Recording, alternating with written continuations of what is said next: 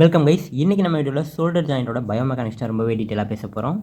Okay, இப்போ complex அப்படின்னா தெரிஞ்சுக்கலாம். காம்ப்ளெக்ஸ் அப்படின்னா ஒன்றுக்கும் மேற்பட்ட ஜாயிண்ட்ஸ் இருக்குது அப்படின்னா அதை காம்ப்ளெக்ஸ் அப்படின்னு சொல்லுவோம். ஓகே, ஸோ ஷோல்டர்லையும் பார்த்தீங்கன்னா ஒன்றுக்கும் மேற்பட்ட ஜாயிண்ட்ஸ் இருக்குது. ஸோ என்னென்ன ஜாயிண்ட்ஸ் அப்படின்னு பார்த்தீங்கன்னா ஃபஸ்ட்டு ஸ்டெர்னோ கிளாவிகுலர் ஜாயிண்ட், அடுத்ததான் அக்ரோமியோ கிளாவிகுலர் ஜாயிண்ட், இப்போலாம் நம்ம எல்லாருக்கும் தெரிஞ்சது கிளீனோ ஹியூமரல் ஜாயிண்ட்ஸ். ஓகே, இப்போ நமக்கு ஸ்டெர்னம் இப்படி இருக்குது அப்படின்னு வச்சுக்கலாம். ஸோ ஸ்டெர்னமோடைய ஆனுபிரியத்தில் கனெக்ட் ஆகக்கூடிய கிளாவிக்கல் இந்த ஜாயிண்ட்டை தான் நம்ம ஸ்டெர்னோ கிளாவிகுலர் ஜாயிண்ட் அப்படின்னு சொல்கிறோம். இந்த clavicle acromion process of the scapula கூட ஆர்டிகுலேஷன் ஆவாங்க. இதை அக்ரோமியோ கிளாவிகுலர் அப்படின்னு சொல்கிறோம். அடுத்ததாக க்ளீனாய்டு கேவிட்டி கூட ஹியூமரஸ் ஜாயிண்ட் மேக் பண்ணுவாங்க. இதை நம்ம க்ளீனோ ஹியூமரல் ஜாயிண்ட் அப்படின்னு சொல்கிறோம். இது இல்லாமல் ஒரு சில ஆர்டிகுலேஷன் இருக்குது. ஆர்டிகுலேஷன் அப்படிங்கிறது ஜாயிண்ட் ஃபார்ம் பண்ணாமல் போனும் பார்த்திங்கன்னா ஒட்டிகிட்டு இருப்பாங்க. ஸோ ஃபஸ்ட்டு பார்த்திங்கன்னா ஸ்கேப்லோ தொராசிக் ஆர்டிகுலேஷன். இங்கே ஸ்கேப்லாவும் தொராசிக் ரீஜியனில் இருக்கக்கூடிய ரிப்ஸும் ஆர்டிகுலேட் ஆவாங்க. அதான் ஸ்கேப்லோ தொராசிக் ஆர்டிகுலேஷன். ஸோ க்ளீனாய்டு கேவிட்டி இல்லாமல் ஹியூமரஸோடைய சுப்பீரியர் பார்ட் பார்த்திங்க அப்படின்னா இந்த அக்ரோமியன் ப்ராசஸோட ஆர்டிகுலேட் ஆகும். ஸோ அதான் நம்ம சுப்ரா ஹியூமரல் ஆர்டிகுலேஷன் அப்படின்னு சொல்கிறோம். இது ரெண்டு ஜாயிண்ட் கிடையாது, இது ரெண்டு ஆர்டிகுலேஷன், இது 3 ஜாயிண்ட்ஸ். ஸோ இந்த ஜாயிண்ட்ஸில் தான் சைனோவியல் ஜாயிண்ட் ஓகேவா, இதில் மூமெண்ட்ஸ் எல்லாம் நடக்கும். ஓகே, நம்ம மெஜாரிட்டியாக க்ளீனோ ஹியூமரல் ஜாயிண்ட் இந்த ஜாயிண்ட்டை தான் நம்ம ஷோல்டர் ஜாயிண்ட் அப்படின்னு சொல்லுவோம். ஓகே, இந்த க்ளீனோ ஹியூமரல் ஜாயிண்ட்டில் பார்த்தோம்னா ஸ்டெபிலிட்டியை விட மொபிலிட்டி அதிகமாக இருக்கும். ஓகேவா, அதிக மூவ்மெண்ட் நம்ம கையில் பண்ணுறோம் இல்லையா, அது எல்லாத்துக்கும் காரணம் இந்த க்ளீனோ ஹியூமரல் ஜாயிண்ட்டில் இருக்கக்கூடிய அதிகப்படியான மொபிலிட்டி தான். இது ஸ்டெபிலிட்டி கம்மியாக தான் இருக்கும். ஸோ அடுத்ததாக இருக்கக்கூடிய acromioclavicular joint, sternoclavicular joint, இது ரெண்டு மூலமாகவும் கிளாவிக்கல் இந்த ஹியூமரஸை பார்த்திங்க அப்படின்னா நம்மளுடைய சென்ட்ரல் அதாவது ட்ரங்க்கு கூட போய் கனெக்ட் பண்ணுறாங்க. அதாவது இன்னும் சிம்பிளாக சொல்லணும் அப்படின்னா இந்த க்ளீனோ ஹியூமரல் ஜாயிண்ட்டில் ஸ்டெபிலிட்டி கம்மியாக இருக்குது. ஸோ இந்த sternoclavicular joint and acromioclavicular joint இவங்க ரெண்டு பேரும் ஸ்டாட்டிக் அண்ட் டைனமிக் ஸ்டெபிலைசேஷன் கொடுக்குறாங்க இந்த க்ளீனோ ஹியூமரல் ஜாயிண்ட்டுக்கு. ஓகே, இதை கொஞ்சம் டீட்டெயிலாக பார்ப்போம். இப்போது காம்போனன்ட்ஸ், நம்ம ஷோல்டர் காம்ப்ளெக்ஸில் என்னென்ன போன்ஸ் இருக்குது அப்படின்னு பார்த்தோன்னா கிளாவிக்கல், ஹியூமரஸ், ஸ்கேப்புலா. ஓகே, இது இல்லாமல் ஸ்கேப்புலா தொராசிக் ஆர்டிகுலேஷன் வரனால நம்ம அந்த தொராசிக் ரீஜியன் இதையும் நம்ம காம்போனண்ட்டில் எடுத்துக்கலாம். இது பார்த்திங்கன்னா ஒரு ஃபங்க்ஷனல் ஸ்டேட்டஸ்க்கு ஹெல்ப் பண்ணக்கூடிய ஒரு ஜாயிண்ட் தான் ஸ்கேப்புலோ thoracic joint.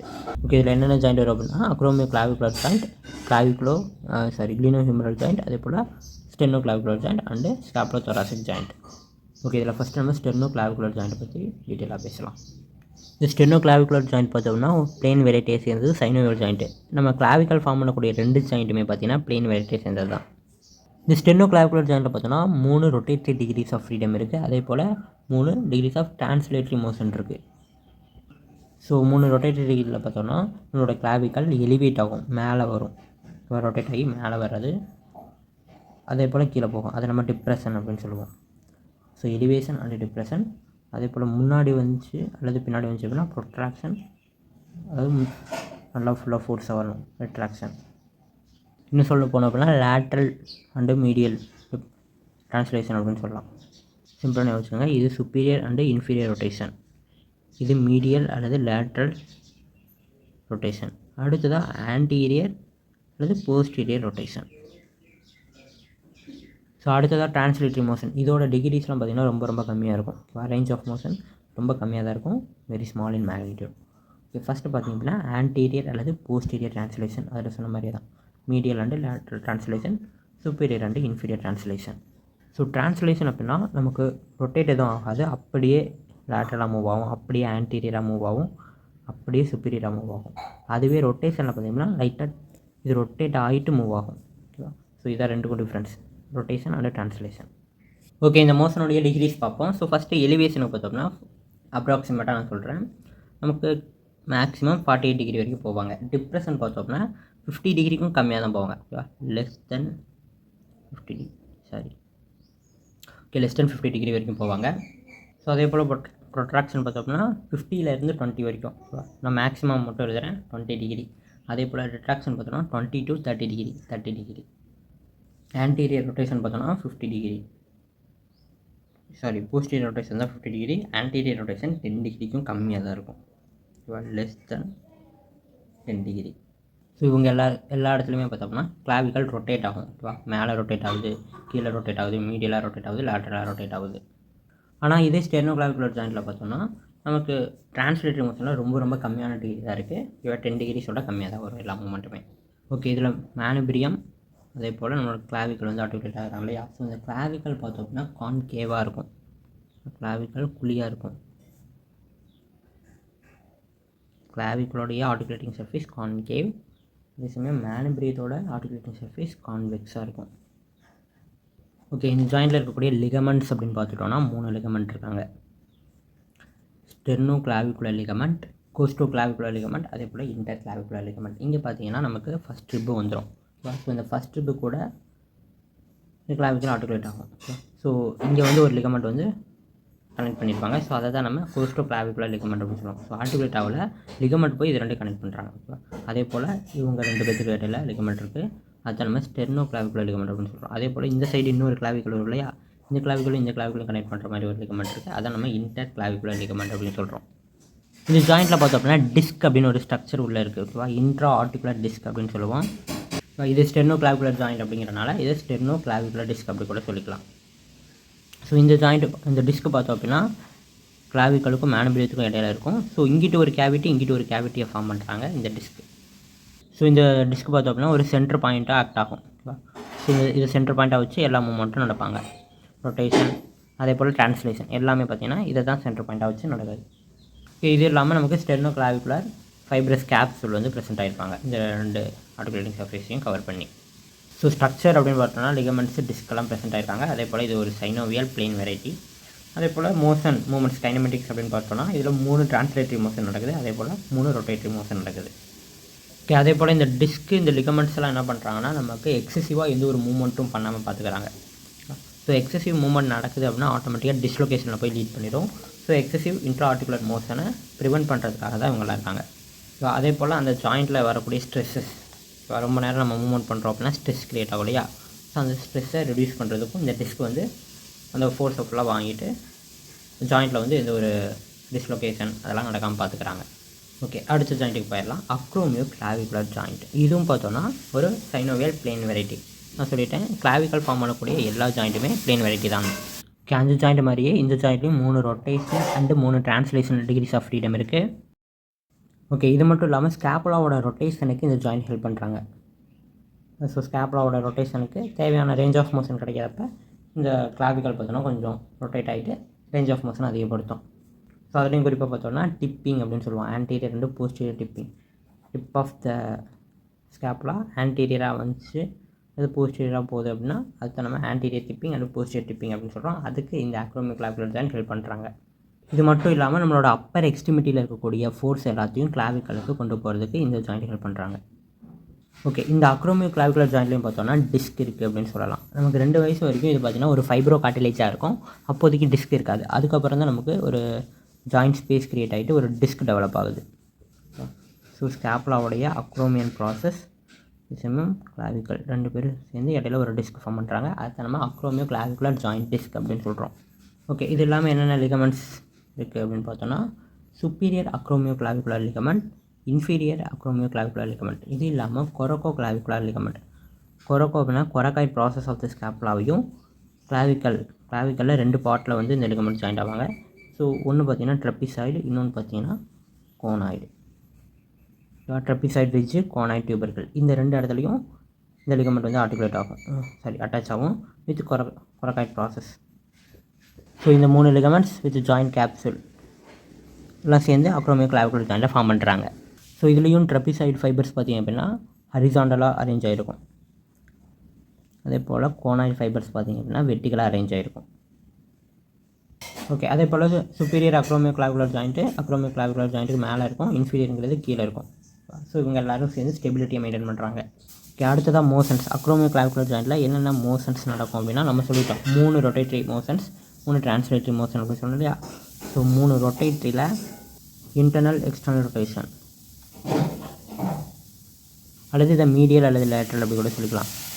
Medial lateral rotation, அதே போல் ஆன்டீரியர் போஸ்டீரியர் ரொட்டேஷன் அல்லது டிப்பிங் அப்படின்னு சொல்லுவோம். ஆன்டீரியர் போஸ்டீரியர் டிப்பிங், அதே போல் upward downward rotation, superior inferior rotation கூட சொல்லிக்கலாம். ஓகே, இதே போல் இதில் 3 டிரான்ஸ்லேட்டரி மோஷன்ஸ். ரொட்டேட்டரி மோஷன் அப்படின்னா கிளாவிக்கல் ரொட்டேட் ஆகும். டிரான்ஸ்லேட்டரி மோஷன் அப்படின்னா கிளாவிக்கல் ரொட்டேட் ஆகாது, ஆனால் அந்தந்த டைரெக்ஷனில் மூவ்மெண்ட் ஆகும். ரொட்டேட் ஆகாமல் அப்படியே மூவ்மெண்ட் ஆகும்.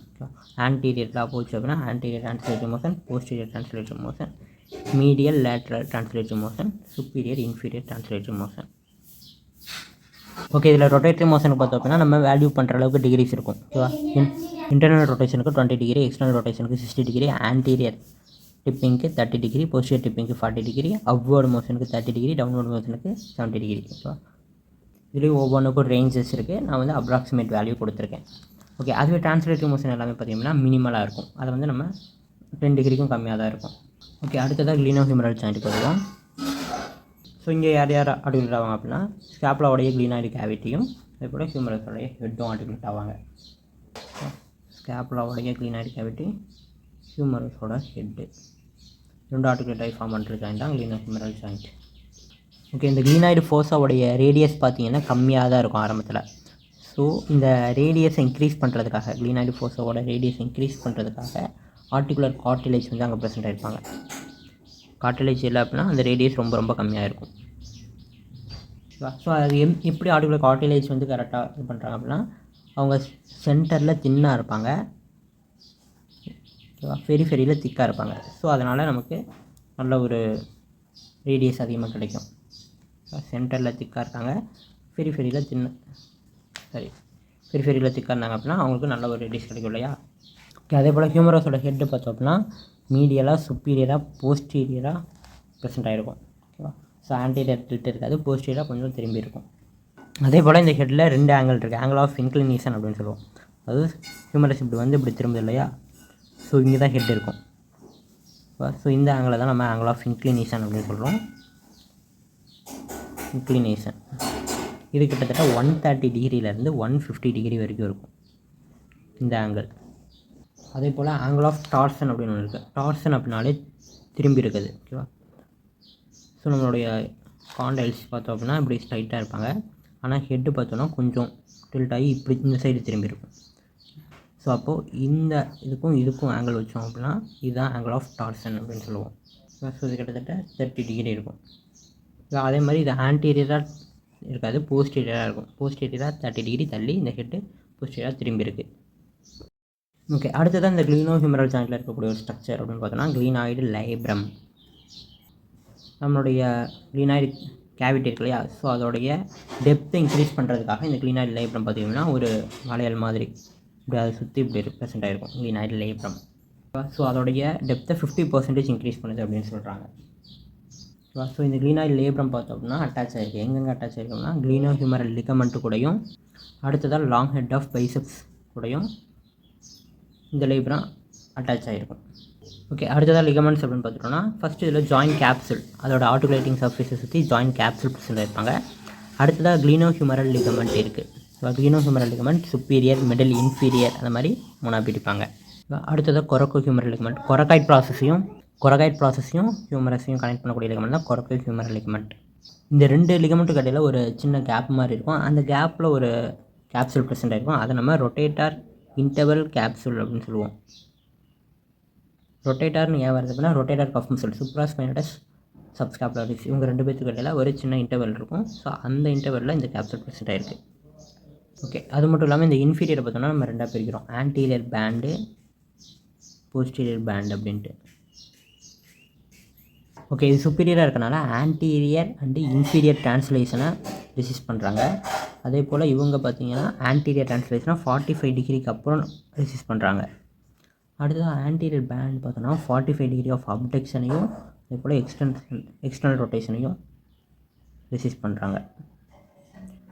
போஸ்டீரியர் பேண்ட் பார்த்தோன்னா 45 டிகிரி ஆஃப் அதே அப்டக்ஷன், அதே போல் internal rotation.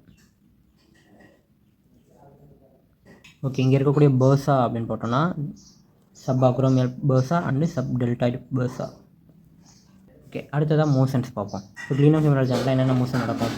Flexion 120 degree, extension, அதே போல் அப்டக்ஷன், அடக்ஷன்.